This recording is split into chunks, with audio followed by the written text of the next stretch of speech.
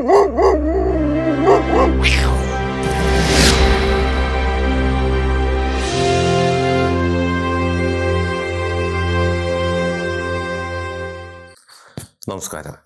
ഞാൻ സുനിൽ സുന്ദർ. എൻ്റെ ചാനലിലേക്ക് നിങ്ങൾക്ക് എല്ലാവർക്കും സ്വാഗതം. ഇന്ന് ഞാൻ പറയുന്നത്, ഇതിനു മുമ്പ് ഞാനൊരു എപ്പിസോഡ് ചെയ്തിരുന്നു പ്രേത അനുഭവങ്ങളെക്കുറിച്ച്. ഒരു വീട്ടിൽ താമസമാക്കിയതിന് ശേഷം അവിടെ വന്ന പ്രേത അനുഭവത്തിനെ കുറിച്ച് ഞാൻ പറഞ്ഞിരുന്നു. അതൊരു വലിയ കഥയാണ്. സംഭവം എന്ന് വെച്ചാൽ നമ്മൾ വിശ്വസിക്കാൻ പറ്റാത്ത വിധത്തിലേക്ക് ഒരുപാട് അത്ഭുതങ്ങൾ നിറഞ്ഞതും അതിനോടൊപ്പം അത് ഒഴിപ്പിക്കാൻ പോയ ഞങ്ങളുടെയൊക്കെ ഊപ്പാട് വരുത്തിയ ഒരു പ്രേതാനുഭവ സംഭവ കഥയാണത്. ഇതുപോലെ ഒരുപാട് ഉണ്ടായിട്ടുണ്ട് കേട്ടോ. എങ്കിലും ഇത് ഒരുപാട് കഥ ഞങ്ങൾ കഷ്ടപ്പെടുത്തിയതാണ്. തോറ്റ് തുന്നം പാടിയിട്ട്, പക്ഷെ അവസാനം ഞങ്ങളത് വിജയിപ്പിച്ചെടുത്തു. അതിനെക്കുറിച്ചാണ് തുടർച്ചയായിട്ട് പറയുന്നത്. കഴിഞ്ഞൊരു എപ്പിസോഡ് പറഞ്ഞു, ഇത് രണ്ടാമത്തെ എപ്പിസോഡാണ്. പക്ഷെ ഒരു കാര്യം, ഈ ഒരു എപ്പിസോഡ് കൊണ്ടും ഇത് പൂർത്തീകരിക്കാൻ സാധിക്കില്ല. കാര്യം ഇത്തിരി പ്രശ്നങ്ങൾ കൂടുതലായിട്ടുള്ള ഒരു സംഭവ കഥയാണിത്. നമുക്ക് വിഷയത്തിലേക്ക് കടക്കാം. അതിനു മുമ്പ് നിങ്ങൾക്ക് ജ്യോതിഷപരമായ വാസ്തുപരമായ എന്തെങ്കിലും കാര്യങ്ങൾ അറിയണത് ഞാൻ പറഞ്ഞാൽ മതി എന്നുണ്ടെങ്കിൽ ഇപ്പോൾ സ്ക്രീനിൽ എഴുതി കാണിക്കുന്ന എൻ്റെ ഓഫീസിലെ ഓൺലൈൻ ബുക്കിംഗ് നമ്പറാണ്. ഈ നമ്പറിലേക്കാണ് നിങ്ങൾ വിളിക്കേണ്ടത്. ഒന്ന് രണ്ട് ചെറിയ കാര്യങ്ങളുണ്ട്, അതനുസരിച്ച് നിങ്ങൾ ബുക്ക് ചെയ്യണം. അങ്ങനെ നിങ്ങൾ ബുക്ക് ചെയ്താൽ നിങ്ങൾ ചോദിക്കുന്ന ജ്യോതിഷപരമോ വാസ്തുപരമായ മറുപടി ഞാൻ നിങ്ങൾക്ക് തരാം. അത് കേട്ടിട്ട് നിങ്ങൾക്ക് തിരിച്ചു വിളിക്കുകയും ചെയ്യാം. അപ്പോൾ നമുക്ക് ഇന്നത്തെ വിഷയത്തിലേക്ക് കടക്കാം. കഴിഞ്ഞ എപ്പിസോഡിൽ ഞാൻ പറഞ്ഞു നിർത്തിയത് ഒരു പ്രേതാനുഭവം ഉണ്ടായ സംഭവം, അതിനെ ഒഴിപ്പിക്കാനായിട്ട് ഞങ്ങൾ പോയപ്പോൾ ഉണ്ടായ അപകടങ്ങളെക്കുറിച്ചുമൊക്കെയാണ് പറഞ്ഞത്. ഞങ്ങൾ ഈ പ്രശ്നം നോക്കാൻ പോയ വഴിക്ക് അവർക്ക് അപകടം ഉണ്ടാകുന്നു. അത് കഴിഞ്ഞ് ഞങ്ങൾ പ്രശ്നം പോലും നോക്കിയില്ല. തിരിച്ചു വരുന്ന വഴിക്ക് ഞങ്ങളുടെ വണ്ടിയും അപകടത്തിൽപ്പെട്ടു. പക്ഷെ അതിനൊക്കെ ശേഷം വീണ്ടും എത്രയും പെട്ടെന്ന് തന്നെ ഒരു ദിവസം തീരുമാനിച്ചിട്ട് ഞങ്ങൾ പറഞ്ഞു, ഞങ്ങൾ അങ്ങോട്ട് വന്നോളാം, നിങ്ങൾ ഇങ്ങോട്ട് വരണ്ട, ഞങ്ങൾ അവരുടെ വീട്ടിലേക്ക് പോകാൻ തയ്യാറായി. അങ്ങനെ ഞങ്ങൾ വീണ്ടും ഞങ്ങളുടെ പഴയ ടീം ആ ജീപ്പിലേക്ക് ആ വീട്ടിലേക്ക് പോവുകയാണ്. വളരെ സൂക്ഷ്മതയോടുകൂടി വണ്ടി ഓടിച്ചു പോകുന്നതിന് മുമ്പേ ഞങ്ങളുടെ വിശ്വാസം ദൈവത്തിനോടൊക്കെ ഒരുപാട് പ്രാർത്ഥിച്ചു. ആപത്തൊന്നും വരുത്തരുതേ, ഈ കേസ് വിജയിപ്പിച്ചു തരണം എന്നൊക്കെ പ്രാർത്ഥിച്ചു. ഗുരുക്കന്മാരോടൊക്കെ എല്ലാവരോടും മനസ്സുരുകി പ്രാർത്ഥിച്ചിട്ടാണ് ഞങ്ങൾ പോകുന്നത്. അങ്ങനെ ഞങ്ങൾ പോയി. അപകടമൊന്നും ഉണ്ടായില്ല, വലിയ കുഴപ്പമൊന്നുമില്ല. ഒരു പോസിറ്റീവ് എനർജിയൊക്കെ ഞങ്ങൾക്ക് കിട്ടി. ഞങ്ങൾ ആ വീട്ടിലേക്ക് ചെന്നു, വീടും പരിസരമൊക്കെ കണ്ടു. അപ്പോൾ ഞങ്ങൾ പോകുന്നത് അവിടെ പോയിട്ട് ഇത് കണ്ടുപിടിക്കണം. ഇത് അങ്ങനൊരു പ്രേതമാണോ, പ്രേതമാണെങ്കിൽ അതെങ്ങനെ വന്നു, എന്താണ്, ഒഴിപ്പിക്കാൻ പറ്റുന്നതാണോ, എങ്ങനെ ഒഴിപ്പിക്കണം, ഇങ്ങനെ ഒരുപാട് കാര്യങ്ങൾ ഈ ഒഴിപ്പീര്, അതായത് ഈ പ്രേതത്തിനെ പിടിക്കുന്നതിന് തൊട്ട് മുമ്പ് നമ്മൾ ചെയ്യേണ്ടത് ഒരുപാട് കാര്യങ്ങളുണ്ട്. അങ്ങനെയുള്ള കാര്യങ്ങളെല്ലാം തീരുമാനിക്കാൻ വേണ്ടിയിട്ട്, ഇത് കണ്ടുപിടിക്കാൻ വേണ്ടിയിട്ടാണ് ഞങ്ങൾ അവിടെ എത്തുന്നത്. അതിന് നമ്മൾ പോയി രാശി നോക്കും അവിടെ വെച്ചിട്ട്. അങ്ങനെ വീട്ടിൽ എത്തിയിട്ട് ഞങ്ങൾ രാശി നോക്കി. രാശി നോക്കാൻ വേണ്ടിയിട്ടൊക്കെ എല്ലാം രാശി പലകയും കാര്യങ്ങളും, ഞാൻ ശംഖുശാസ്ത്രമാണ് നോക്കുന്നത്, അതൊക്കെ ശംഖുവൊക്കെ എടുത്ത് തയ്യാറാക്കി വെച്ചിട്ട് ഞങ്ങൾ തുടങ്ങുകയാണ്. നിലവിളക്കൊക്കെ കത്തിച്ചു. ആദ്യത്തെ നടപടി അങ്ങോട്ട് പൂർത്തിയാക്കി. നല്ല അന്തരീക്ഷം, തുടക്കമെല്ലാം നമ്മൾ നിമിത്ത ലക്ഷണം നോക്കും. ഒരു രാശിയെ നോക്കുന്നതിന് മുമ്പ് നിമിത്ത ലക്ഷണം എല്ലാം കൊള്ളാം. അപ്പോൾ എനിക്കൊരു മനസ്സിൽ വിശ്വാസം വന്നു, ഇത് നന്നായി മുന്നോട്ട് പോകും, നമുക്കിതെല്ലാം കണ്ടുപിടിക്കാൻ പറ്റും. അപ്പം രാശിപ്പലക, എൻ്റെ കൂട്ടത്തിലുള്ള രാശിപ്പലകെല്ലാം എടുത്ത് വെച്ചു, ശംഖുവൊക്കെ വെച്ചു, പൂജിക്കാനുള്ള സാധനങ്ങളൊക്കെ എടുത്തു.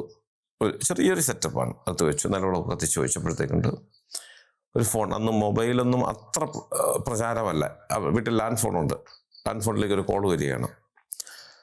കോൾ എടുത്തിട്ട് അങ്ങേര് അയ്യോ അതെപ്പോഴും എന്നൊക്കെ ഇങ്ങനെ അത്ഭുതപ്പെട്ട് ചോദിക്കുന്നുണ്ട്.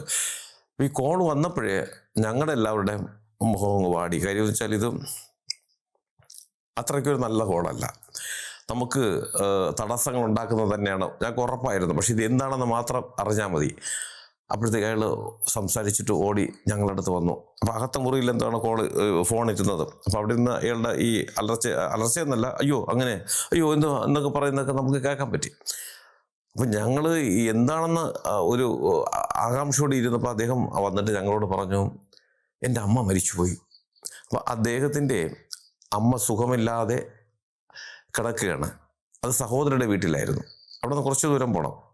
സഹോദരിയുടെ വീട്ടിലായിരുന്നു. ആ അമ്മ ഇപ്പം മരണപ്പെട്ടു പോയി. അപ്പം ശരിക്കും ഒരു പ്രേതം വിചാരിച്ചാൽ ഒരാളിങ്ങനെ കൊല്ലാൻ സാധിക്കുമോ, അല്ലെങ്കിൽ അത് ഇങ്ങനെ ഒരു മരണത്തിലേക്ക് എത്തിക്കാൻ സാധിക്കുമോ എന്ന് ചോദിച്ചാൽ അതിനൊന്നും എനിക്ക് മറുപടിയില്ല. പക്ഷെ ഇവിടെ അത് സംഭവിച്ചു. എന്തായാലും ഒരു തടസ്സം, രാശി പോലും നോക്കാൻ പറ്റില്ല. പെട്ടെന്ന് ഞങ്ങൾ രാശിഫല മരണമായിപ്പോയി. ആ വീട്ടിലെ മകനാണ് താമസിക്കുന്നത്. അപ്പം ഞങ്ങളെ സംബന്ധിച്ചിടത്തോളം വിശ്വസിക്കുന്നവർക്ക് അതൊരു തുടക്കമാണ്, മരണത്തുടക്കമാണ്. നമ്മൾ നിലവിളക്ക് പോലും അപ്പോൾ പിന്നെ ഈ മറ്റൊരു കാര്യത്തിന് വേണ്ടിയിട്ട് നമ്മൾ കത്തിക്കാൻ പാടില്ല. ഉടനെ വിളക്കൊക്കെ അണച്ച് ഞങ്ങളെല്ലാം രാശിഫലം എല്ലായിടത്തും മാറ്റി. അപ്പം അമ്മ മരിച്ച ഒരു ഒരു എന്താണ് ഒരു വിഷമവും അദ്ദേഹത്തിനുണ്ട്. പക്ഷേ അതേ തുല്യമായ അളവിൽ ഇത് മുടങ്ങിപ്പോയി. അതുവഴി വന്നിട്ടുള്ള ഒരു പേടിയും അദ്ദേഹത്തിനും ഭാര്യയ്ക്കും ഒക്കെ ബാക്കിയുള്ളവർക്ക് എല്ലാവർക്കും ഉണ്ട്.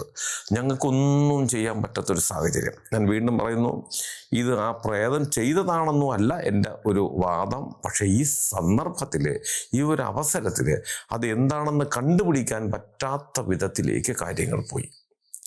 ഞാനും അത്ഭുതപ്പെട്ടു.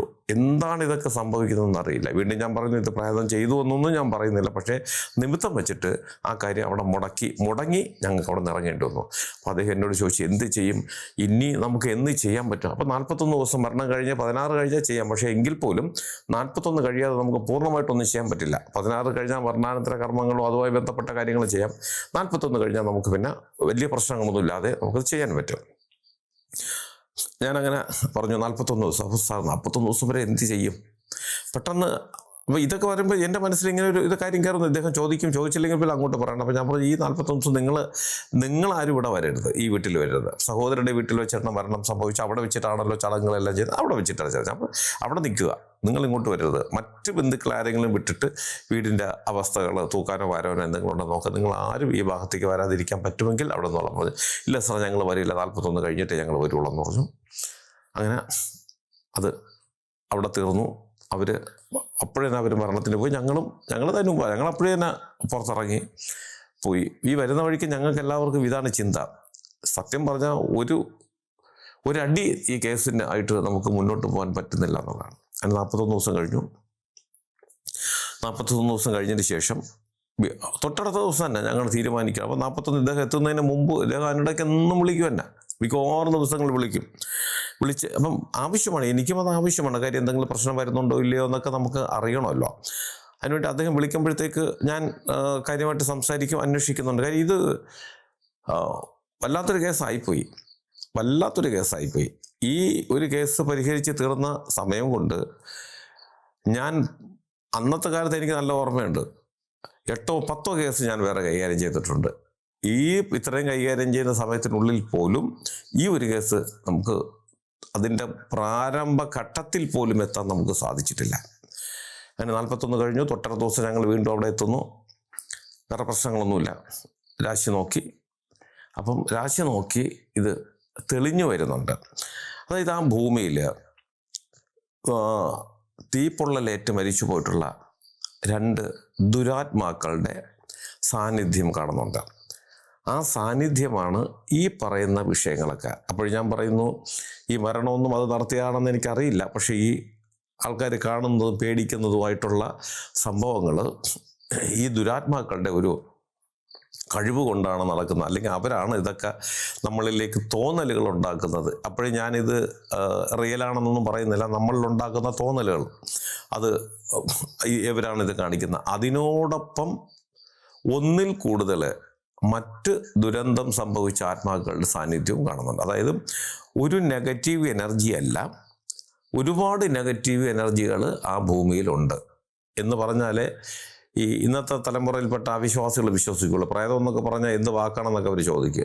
നെഗറ്റീവ് എനർജി, ഒന്നിൽ കൂടുതൽ നെഗറ്റീവ് എനർജികൾ അവിടെ ഉൾക്കൊള്ളുന്നു. ആ ഭൂമി, ആ അന്തരീക്ഷം ഉൾക്കൊള്ളുന്നു എന്നാണ് അതിൽ നിന്ന് നമ്മൾ മനസ്സിലാക്കേണ്ടത്. അങ്ങനെ തീരുമാനിക്കുന്നു. ഞങ്ങൾ അടുത്ത ദിവസം തന്നെ ഇതിനൊരു പൂജാതി കർമ്മങ്ങൾ ചെയ്ത് ഇതിനെ ഒഴിപ്പിക്കാം. അപ്പം ഭൂമിയിൽ ആണോ ഉള്ളതെന്ന് മനസ്സിലായി, ഭൂമിയിൽ അത് നിൽക്കുന്നു എന്ന് മനസ്സിലായി.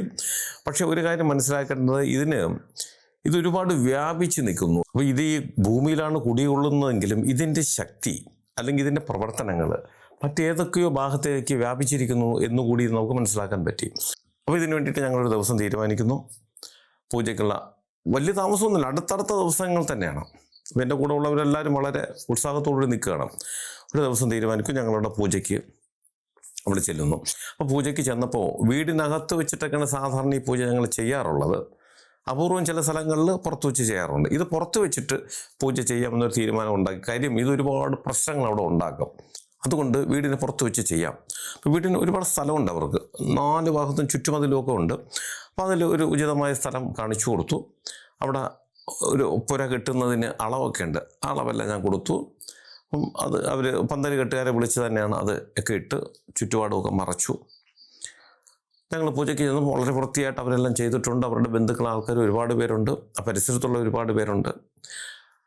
അപ്പോൾ ഞങ്ങൾക്കുള്ളൊരു ഏറ്റവും വലിയൊരു ഒരു വെല്ലുവിളി എന്ന് വെച്ചാൽ ഇത് ആരുടെയും ദേഹത്ത് വന്നിട്ടില്ല ഇതുവരെ. അന്തരീക്ഷത്തിൽ എവിടെയോ ഇതിൻ്റെ ഒരു രൂപം മറഞ്ഞു നിൽക്കുന്നുണ്ട്. ഇതിനൊരു രൂപമുണ്ടെന്ന് ഞാനും വിശ്വസിക്കുന്നുണ്ട്. പക്ഷേ ആ രൂപം അന്തരീക്ഷത്തിൽ എവിടെയോ മറഞ്ഞു നിൽക്കുന്നുണ്ട്. ആരുടെയും ശരീരത്ത് വരുത്താൻ അത് ബുദ്ധിമുട്ടുള്ള കാര്യമാണ്. അത് വരുത്താതെ തന്നെ ഇതിനെ പിടിക്കണം. ആ ഒരു ചിന്തയോടുകൂടി ഒരു ശരീരത്തെ വരുത്താതെ പിടിക്കാം എന്നുള്ളൊരു അതൊരു അഹങ്കാര ചിന്തയായിരുന്നു എന്ന് പിന്നീട് എനിക്ക് മനസ്സിലായി. ആ ചിന്തയോടുകൂടിയാണ് ഞങ്ങൾ അവിടെ എത്തുന്നത്. അപ്പം ചെന്നു. പുരയെല്ലാം നമ്മൾ പറഞ്ഞതിനേക്കാളും ഭംഗിയായി അവർ ചെയ്തിരിക്കുന്നു, വൃത്തിയാക്കി ചെയ്തിരിക്കുന്നു. ഞങ്ങളകത്ത് പോയി 16 നിലവിളക്കും കാര്യങ്ങളൊക്കെ കൊണ്ട് എല്ലാം വെച്ചു. വലിയ ഹോമകുണ്ടമുണ്ട്. എല്ലാം വെച്ചിട്ട് ഞങ്ങൾ കുറച്ച് ദ്രവ്യങ്ങൾ കൊണ്ടാണ് ഇത്, കളിമണ്ണ് അതുപോലുള്ള പല ദ്രവ്യങ്ങളും കൊണ്ടാണ്, അതായത് നിവേദ്യ ചോറ് ഉൾപ്പെടെ തന്നെ വെച്ചിട്ട് നമുക്ക് ഈ പ്രതിമകൾ ഉണ്ടാക്കിയിട്ടാണ് ഇത് നമ്മൾ അതിനകത്തേക്ക് ആവാഹിക്കുന്നത്. അത് ഒരു പ്രാവശ്യം ഒന്നും ഉണ്ടാക്കിയാൽ മതി. അപ്പോൾ ഇവിടെ ഞങ്ങളൊരു 3 ഐറ്റം കൊണ്ടുവന്നു. നിവേദ്യ ചോറ്, കളിമണ്ണ്, അരിപ്പൊടി, ഇത്രയും കൊണ്ടുവന്നിട്ടുണ്ട്. അപ്പോൾ ഇതിൽ അപ്പോഴത്തെ ഒരു അവസ്ഥ വെച്ചിട്ട് നമ്മൾ നമുക്കറിയാം ഇതിൽ ഏതിലാണ് ഇത് ആവാഹിക്കേണ്ടത്. അത് കണക്കാക്കി ഇത് ചെയ്തെടുക്കണം എന്നുള്ളതാണ്. അപ്പം അതിൻ്റെ പോറ്റിമാരും എല്ലാവരും തയ്യാറായി നിൽക്കുകയാണ്. ഞങ്ങൾ പൂജ തുടങ്ങി. അപ്പം ആ അന്തരീക്ഷത്തിൽ ഇതം ഭൂമി, ഇതം ഗൃഹം വാസികൾ. അപ്പം ഇങ്ങനെയുള്ള 3 സ്ഥലങ്ങൾ 3 ഭാഗങ്ങളിൽ നിന്നും ഇത് വ്യാപിച്ചിട്ടുള്ള ഈ ഭൂതപ്രേത പിശാചുക്കളെ ഈ ഒരു രൂപത്തിലേക്ക് ആവാഹിച്ചെടുക്കുകയാണ് അവർ കർമ്മം. അവരുടെ ഉദ്ദേശം അതാണ്. അപ്പോൾ ചെയ്യുന്ന പ്രവൃത്തി അതാണ്. അപ്പം അത് ആഹ്വാനം ഇതിലേക്ക് വരുമ്പോൾ ആ പവർ വരുന്നതനുസരിച്ച് ചെയ്യുന്ന ഞാനാണെങ്കിൽ മറ്റൊരാളാണെങ്കിൽ അവർക്കറിയാൻ പറ്റും. അതിന് പ്രത്യേകിച്ച് നമ്മൾ ജ്യോതിഷം നോക്കണ്ട. എങ്കിലും ഞാൻ അടുത്ത് ശംഖ് വെച്ചു. ഞാൻ ശംഖ് ശാസ്ത്രമാണ് നോക്കുന്നത്. ശംഖ് വെച്ചിട്ടുണ്ട്. ശംഖ് വെച്ച് നോക്കുമ്പോൾ കൃത്യമായി നമുക്കറിയാൻ പറ്റും ഇത് വന്നിട്ടുണ്ടെങ്കിൽ. അങ്ങനെ പൂജ തുടങ്ങി, ആവാഹനം തുടങ്ങി. ആദ്യം ഞാൻ മണ്ണിൽ തന്നെയാണ് രൂപം ഉണ്ടാക്കി വെച്ചത്. ഒരു വിധത്തിലും ഇത് വരുന്നതേ ഇല്ല. അത് മാറ്റിവെച്ചു. രണ്ടാമത് ഞങ്ങൾ അരിമാവിൽ രൂപം ഉണ്ടാക്കി, അത് വെച്ചു, ആവാഹിച്ചു. അതിലും വരുന്നില്ല, ഒരനക്കം പോലും ഇല്ല. അതിനുശേഷം നിവേദ്യ ചോറെന്ന് വെച്ചാൽ അതിൻ്റെ ഒരു കൂട്ടുണ്ടാക്കുന്നത് തന്നെ 1/2 കിലോ അരിയാണെങ്കിൽ 2 കിലോ ശർക്കര, ആ കണക്കിനാണ്. അതായത് ശർക്കര ഉരുക്കിയെടുത്തണക്ക് ഇരിക്കണം, ആ കണക്കിനാണ് അത് ഉണ്ടാക്കി വയ്ക്കുന്നത്. അതിലുണ്ടാക്കി 3ാമത് ഞങ്ങൾ അതിലും ആവാഹനം നടത്തി നോക്കി. ഒരല്പം പോലും അതിന് ഫലം കണ്ടില്ല എന്നുള്ളതാണ് സത്യം. ഈ പൂജ നടന്നുകൊണ്ടിരിക്കുമ്പോൾ ഒരുപാട് അനിഷ്ടങ്ങൾ അവിടെ ഉണ്ടാകുന്നു. ആ വീട്ടിൽ ഒരു പട്ടിയോട് ഉണ്ടായിരുന്നു. ആ പട്ടി ആരോ അതിനെ അടിച്ച് കൊല്ലുന്നത് പോലെ അതിൻ്റെ വിളിയെന്ന് വെച്ച് നമുക്ക് മന്ത്രം ഉച്ചരിക്കാൻ ഒരു കാര്യം ചെയ്യാൻ പറ്റുന്ന അത്രയ്ക്ക് അത് വേദന എടുത്ത് നിലവിളിക്കുകയാണ്.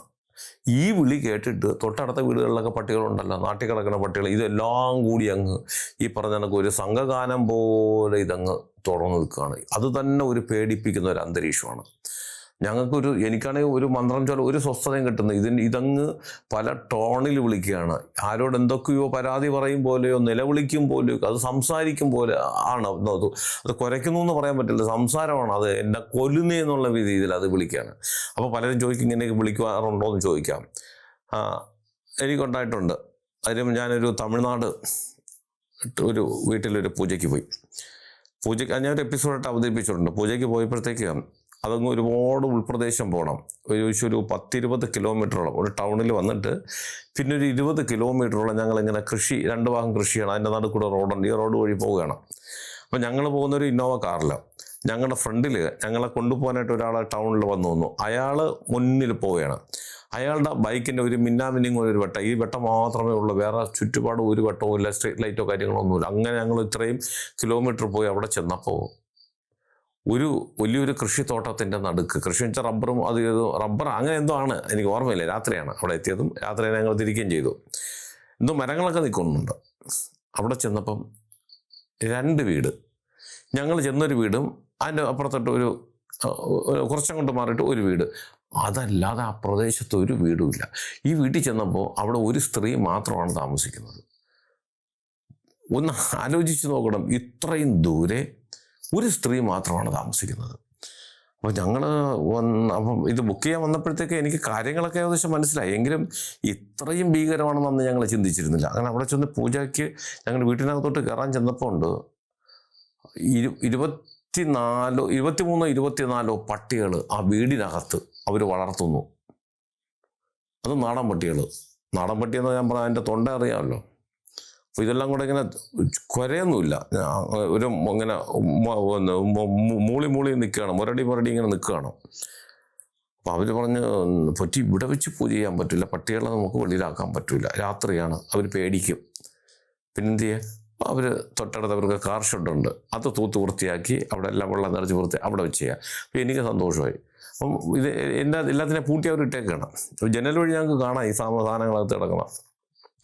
ഇതുപോലെ ഞങ്ങളവിടെ അതും ഒരു പ്രായത്തിനെ പിടിക്കാനാണ് പോയത്. പൂജ തുടങ്ങി, ആവാഹനം തുടങ്ങിയപ്പോഴത്തേക്ക് ഈ 23-24 പട്ടികളുണ്ടോ. ഞാൻ ഒരു അലങ്കാരത്തിന് പറയുന്നില്ല, അത്ര എണ്ണം ഉണ്ട് കേട്ടോ. ഇവരെല്ലാവരും കൂടി ഇല്ല സംഘഗാനം പാടുമ്പോഴത്തേക്ക് സ്റ്റാർട്ട് എന്ന് പറയുമ്പോൾ എല്ലാവരും കൂടെ ഒന്നിച്ച് പാടി തുടങ്ങുന്നുണ്ട്. അതുപോലെ അല്ല, ഒന്ന് വിളിച്ചിട്ട് ബാക്കി വിളിക്കല്ലേ, എല്ലാം കൂടെ ഒന്നിച്ചങ്ങ് നിലവിളി തുടങ്ങും.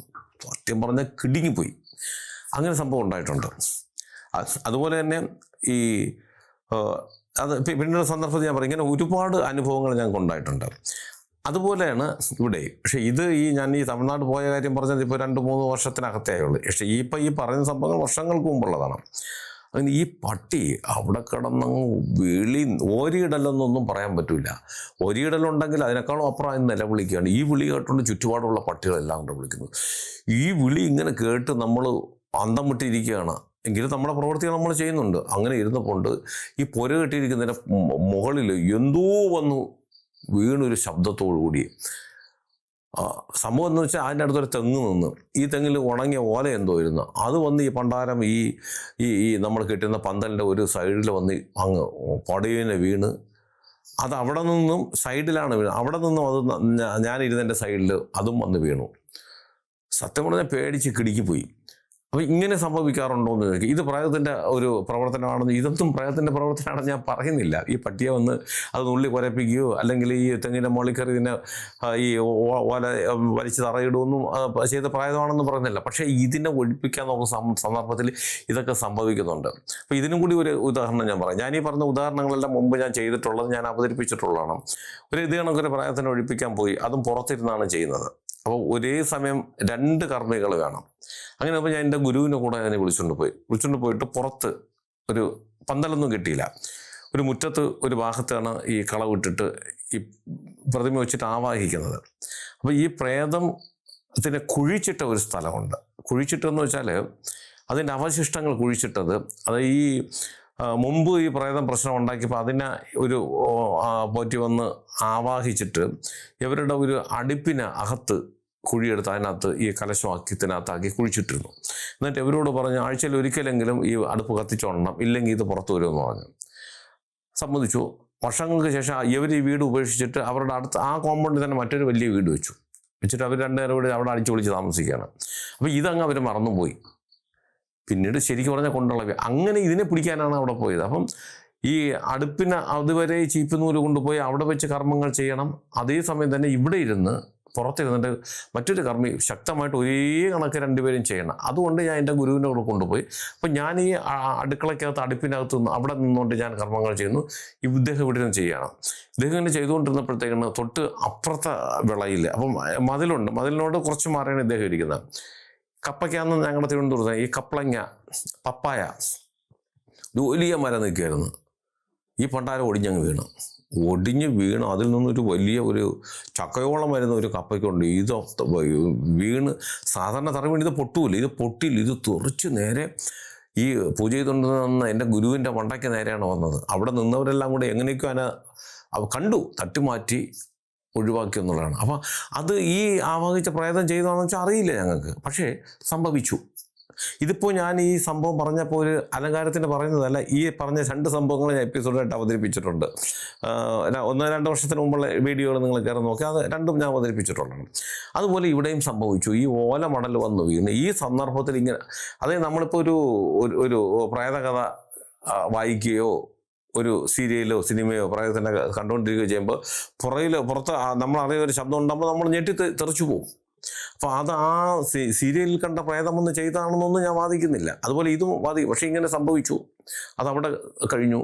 അപ്പോൾ ഈ പൂജ ചെയ്യുന്നതിന് മുമ്പ് ആദ്യം ഉണ്ടായ സംഭവം എന്ന് വെച്ചാൽ, ഇതിന് തൊട്ട് പുറത്ത് വെച്ചിട്ടാണ്, അതായത് ഈ നമ്മൾ പുരകെട്ടിരിക്കുന്നതിൻ്റെ തൊട്ട് വെളിയിൽ വെച്ചിട്ടാണ് ഞങ്ങൾ അതിനുള്ള നിവേദ്യം തയ്യാറാക്കിയത്.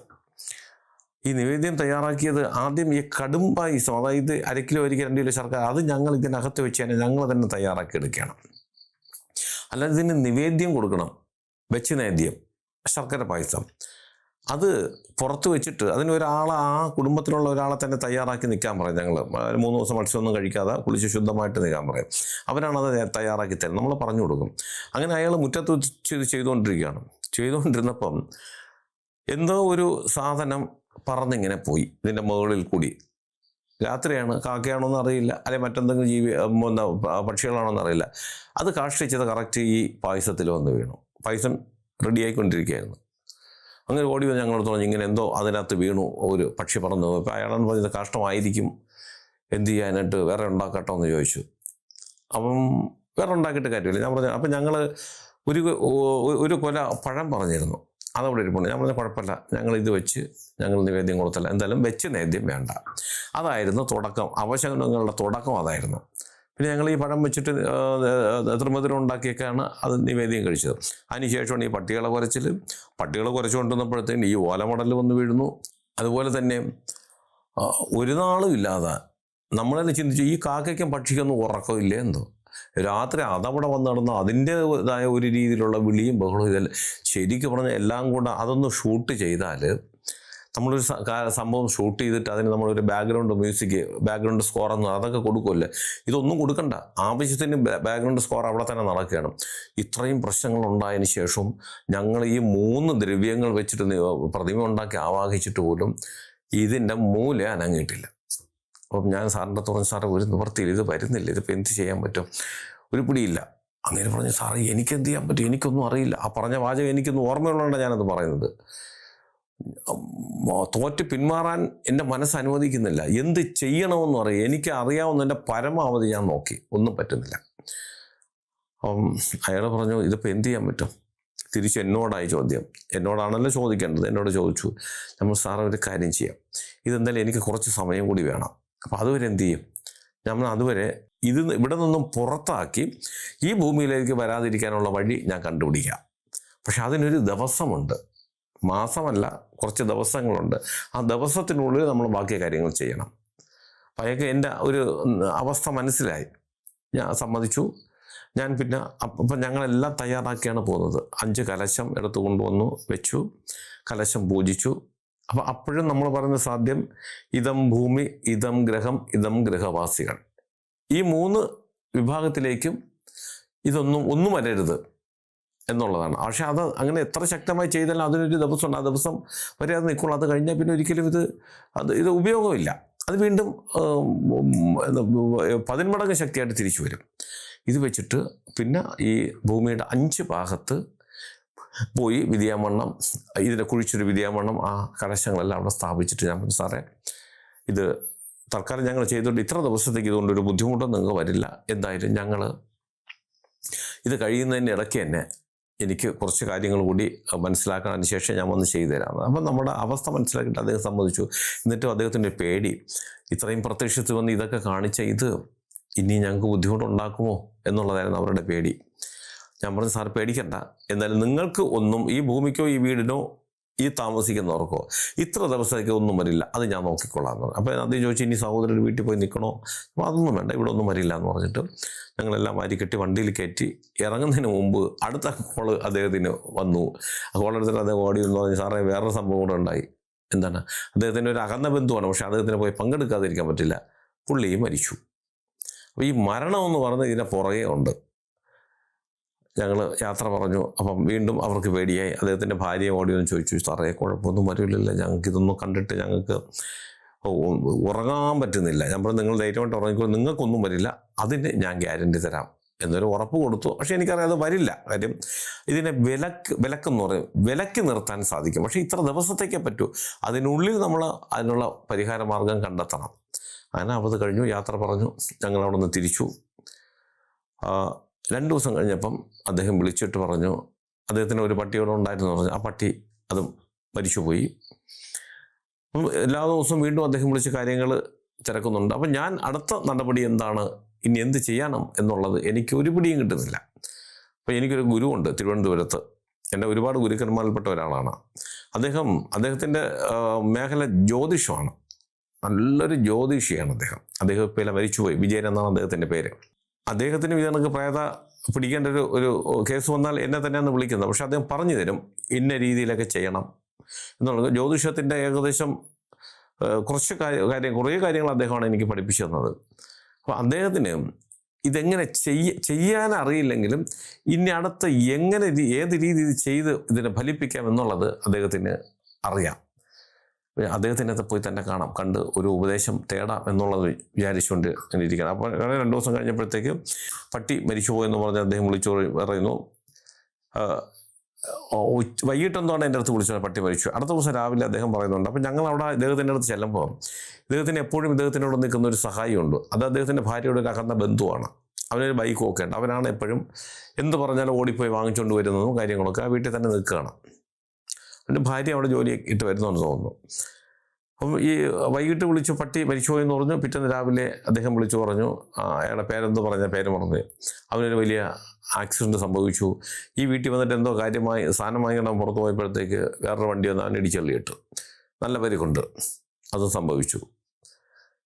എന്തായാലും ഞാൻ പറഞ്ഞു, സാറ് പേടിക്കണ്ട, ഈ സമയത്തിനുള്ളിൽ സകല തയ്യാറെടുപ്പോടും കൂടി ഞാൻ വന്നിരിക്കും, നമുക്കതിനെ തീർച്ചയായിട്ടും നമുക്കതിനെ ഒഴിവാക്കി നിർത്താമെന്നൊരു വാക്ക് ഞാൻ കൊടുത്തു. ആ വാക്ക് കൊടുത്തത് എൻ്റെ ഗുരുവിൻ്റെ ധൈര്യം വെച്ചിട്ട് തന്നെയാണ്. കാര്യം അദ്ദേഹം ഒരു വഴി എനിക്ക് കണ്ടുപിടിച്ച് തരും. ഒരു ചില ഘട്ടങ്ങളിൽ അങ്ങനെയാണ്, നമ്മൾ 2 കൈയും വിട്ട് നിന്നു പോകും. ആ സമയത്തിനാണ് നമ്മുടെ ഗുരുക്കന്മാരുടെ അനുഗ്രഹവും അവരുടെ ബുദ്ധിയും നമ്മൾ സഹായിക്കുന്നത്.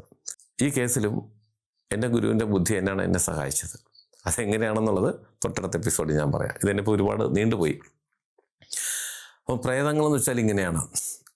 അപ്പോൾ ഇത് കേട്ടിട്ട് ചില ആൾക്കാരെങ്കിലും ചോദിക്കും, അപ്പോൾ പ്രേതം അങ്ങനെ ചെയ്തോ, ഇങ്ങനെ ചെയ്തോ, അത് ചെയ്തോ, ഇത് ചെയ്തോ, ഈ പറഞ്ഞ കാര്യങ്ങളൊക്കെ പ്രേതം ചെയ്തോണെന്ന് ചോദിച്ചാൽ എനിക്കറിയില്ല. പക്ഷെ ഞങ്ങൾ ഈ സന്ദർഭത്തിന് ഇറങ്ങുമ്പോഴെല്ലാം ഇങ്ങനെ ദുരന്തങ്ങൾ സംഭവിക്കുന്നുണ്ട്. അത് എന്തുകൊണ്ടാണെന്നുള്ളതാണ് എൻ്റെ അങ്ങോട്ടുള്ള ചോദ്യം. അതെന്തുകൊണ്ട് സംഭവിക്കുന്നു ഈ സമയത്തിന് തന്നെ? അപ്പോഴാണ് വിശ്വാസികൾ പറയുന്നത് ഇതെല്ലാം പ്രേതത്തിൻ്റെ ചില കഴിവുകളാണ്, അവർക്ക് ഇങ്ങനെയുള്ള ചില ശക്തികളുണ്ട്, മനുഷ്യരിൽ ഇങ്ങനെയൊക്കെ ചില അവസ്ഥകൾ ഉണ്ടാക്കാൻ അവർക്ക് സാധിക്കുമെന്നൊക്കെ പറഞ്ഞു. അത് വിശ്വസിക്കാതിരിക്കാൻ പറ്റുന്നില്ല. കാര്യം ഈ പറഞ്ഞതല്ല, ഒരുപാട് വിശ്വസിക്കാൻ പറ്റാത്ത, പുറത്തൊരാൾ കേട്ടാൽ വിശ്വസിക്കാൻ പറ്റാത്ത വിധത്തിലുള്ള ഒരുപാട് അനുഭവങ്ങൾ ഉണ്ടായിട്ടുള്ള, നേരിട്ട് കണ്ടിട്ടുള്ള, സാക്ഷ്യം വഹിച്ചിട്ടുള്ളൊരു വ്യക്തിയാണ് ഞാൻ. പക്ഷേ ഈ പറയുന്ന കാര്യങ്ങൾക്ക് എത്ര പേർക്ക് വിശ്വാസമാകും എന്നുള്ളത് ചോദിച്ചാൽ എനിക്കറിയില്ല. കാര്യം കമൻറ്റുകൾ ഒരുപാട് വരുന്നുണ്ട്. എല്ലാവർക്കും ഞാൻ വിശ്വസിക്കാത്തവർ ചോദിച്ചാൽ ഞാൻ മറുപടി കൊടുക്കാറുണ്ട്. പക്ഷേ ഞാൻ മറുപടി എടുക്കുമ്പോഴത്തേക്ക് അതിനകത്ത് ഒരുപാട് പേര് അയാൾക്ക് ഇപ്പോഴത്തെ ഭാഷ പറഞ്ഞാൽ വയറ് നിറച്ച് കൊടുത്ത് നിർത്തിയിരിക്കുന്ന ഒരുപാട് കമൻറ്റുകൾ ഞാൻ കണ്ടിട്ടുണ്ട്. അപ്പോൾ വിശ്വസിക്കുന്നവർ ഒരുപാട് പേരുണ്ട്. അനുഭവങ്ങൾ കൊണ്ടാണ് ഇത് പറയുന്നത്. അപ്പം പിന്നെ എല്ലാവരും പറഞ്ഞു ഈ ബാക്ക്ഗ്രൗണ്ട് മ്യൂസിക്കൊക്കെ ഒന്ന് ഇട്ട് ഞങ്ങളെ പേടിപ്പിക്കണ്ട, അല്ലാതെ തന്നെ ഞങ്ങളെ പേടിക്കുന്നുണ്ട്. അതുകൊണ്ട് ഒരു മ്യൂസിക്കും ഇൻട്രോയിൽ മാത്രം ഒരു മ്യൂസിക് അത് വേണമല്ലോ, എന്തിനും ഒരു ഹൈപ്പ് ഉണ്ടാവണമല്ലോ. അതുകൊണ്ട് അതിന് മാത്രം, അല്ലാതെ ഇതിൻ്റെ ഞാൻ ഒരു മ്യൂസിക്കും ഉപയോഗിച്ചിട്ടില്ല. അപ്പോൾ മ്യൂസിക് ഇല്ലെങ്കിലും നിങ്ങളെല്ലാവരും നന്നായി പേടിക്കട്ടെ എന്ന് ഞാനും ആഗ്രഹിക്കുന്നു. അടുത്ത എപ്പിസോഡിട്ട് വരാം. നിങ്ങൾക്ക് ജ്യോതിഷപരമായോ വാസ്തുപരമായോ എന്തെങ്കിലും കാര്യങ്ങൾ അറിയണത് ഞാൻ പറഞ്ഞാൽ മതി. അതുകൊണ്ട് ഇപ്പോൾ ഈ സ്ക്രീനിൽ എഴുതി കാണിക്കുന്ന എൻ്റെ ഓഫീസിൽ ഓൺലൈൻ ബുക്കിംഗ് നമ്പറാണ്. ഈ നമ്പറിലേക്കാണ് നിങ്ങൾ വിളിക്കേണ്ടത്. 1-2 ചെറിയ കാര്യങ്ങളുണ്ട്, അതനുസരിച്ച് നിങ്ങൾ ബുക്ക് ചെയ്യണം. അങ്ങനെ നിങ്ങൾ ബുക്ക് ചെയ്താൽ നിങ്ങൾ ചോദിക്കുന്ന ജ്യോതിഷപരമോ വാസ്തുപരത്തിന് മറുപടി ഞാൻ നിങ്ങൾക്ക് തരാം. അത് കേട്ടിട്ട് നിങ്ങൾക്ക് എന്നെ തിരിച്ച് വിളിക്കുകയും ചെയ്യാം. അപ്പോൾ നിങ്ങളുടെ വീടിനോ നിങ്ങളുടെ ഭൂമിക്കോ വാസ്തുദോഷമോ ഭൂമിദോഷമോ അതുപോലുള്ള മറ്റെന്തെങ്കിലും പ്രേതബാധ ദോഷങ്ങളോ ശത്രുദോഷങ്ങളോ സർപ്പദോഷങ്ങളോ ഇതൊക്കെ ഒരു ഭൂമിയിലുണ്ടെങ്കിൽ നമുക്ക് ഒരുപാട് ബുദ്ധിമുട്ടുകളുണ്ടാകും. അങ്ങനെയുള്ള ഭൂമികളിൽ ദോഷങ്ങൾ കണ്ടുപിടിക്കാൻ മിക്ക ആൾക്കാരും വിളിച്ചിട്ട് നാളെ പേരും അയച്ചു തരാം, അതൊന്ന് നോക്കി പറയാമെന്ന് ചോദിക്കും. ഒരിക്കലും അത് പൂർണ്ണമായിട്ട് അറിയാൻ സാധിക്കില്ല കേട്ടോ. ഇങ്ങനെയുള്ളതൊക്കെ ഞങ്ങൾ പോലുള്ളവർ നേരിട്ട് അവിടെ വന്ന് പരിശോധിച്ചാലാണ് പൂർണ്ണമായിട്ട് അത് മനസ്സിലാക്കാൻ പറ്റുന്നത്. അങ്ങനെ നിങ്ങൾക്ക് ഉള്ള ദോഷങ്ങൾ എന്തെങ്കിലും ഉണ്ടെങ്കിൽ അത് ഞാൻ വന്ന് നോക്കി പരിഹരിച്ചാൽ മതിയെന്നുണ്ടെങ്കിൽ നിങ്ങൾ ഈ നമ്പറിൽ വിളിക്കണം. അതിന് ഏത് ജില്ലയിലാണെങ്കിൽ മറ്റൊരു സ്റ്റേറ്റിലാണെങ്കിൽ സമയക്രമം അനുസരിച്ച് ഞാൻ അവിടെ വന്ന് കണ്ട് അതിനുള്ള പരിഹാര മാർഗ്ഗങ്ങളും ചെയ്തു തരാം. അതുപോലെ ജ്യോതിഷം നിങ്ങൾക്ക് ഓൺലൈൻ വഴി അല്ലാതെ നേരിട്ട്, ചിലവർക്ക് നേരിട്ട് വന്ന് ചോദിക്കണമെന്നുണ്ട്. അങ്ങനെ വരണമെന്നവർക്കും അതിനുള്ള അവസരമുണ്ട്. അത് നിങ്ങൾ വരേണ്ട തിരുവനന്തപുരത്താണ്. അങ്ങനെ വരുന്നെങ്കിലും ഈ നമ്പർ വിളിച്ച് ബുക്ക് ചെയ്തതിന് ശേഷം മാത്രം വരാൻ ശ്രമിക്കുക. ഇതെൻ്റെ ഓഫീസിലെ ഓൺലൈൻ ബുക്കിംഗ് നമ്പറാണ്. ഇത് എല്ലാ ദിവസവും രാവിലെ 10 മണി മുതൽ വൈകുന്നേരം 5:30 മണി വരെ നിങ്ങൾക്ക് നമ്പർ വിളിച്ച് ബുക്ക് ചെയ്യാം. നിങ്ങൾ എൻ്റെ ചാനൽ സ്ഥിരമായിട്ടൊന്ന് കാണാം, സബ്സ്ക്രൈബ് ചെയ്യാനും എനിക്ക് വേണ്ടുന്ന എല്ലാവിധ പ്രോത്സാഹനങ്ങൾ തരികയും വേണം. നിങ്ങൾക്കും നിങ്ങളുടെ കുടുംബത്തിലെ ഓരോ അംഗത്തിനും എല്ലാവിധ ഐശ്വര്യങ്ങളും സന്തോഷവും സമാധാനവും ദീർഘായുസ്സും ഈശ്വരൻ തരട്ടെ എന്ന് ആത്മാർത്ഥമായി പ്രാർത്ഥിച്ചുകൊണ്ട് തൽക്കാലം നിർത്തുന്നു. അടുത്ത ഒരു വീഡിയോയുമായി കാണുന്നവരെല്ലാവർക്കും നന്ദി, നമസ്കാരം.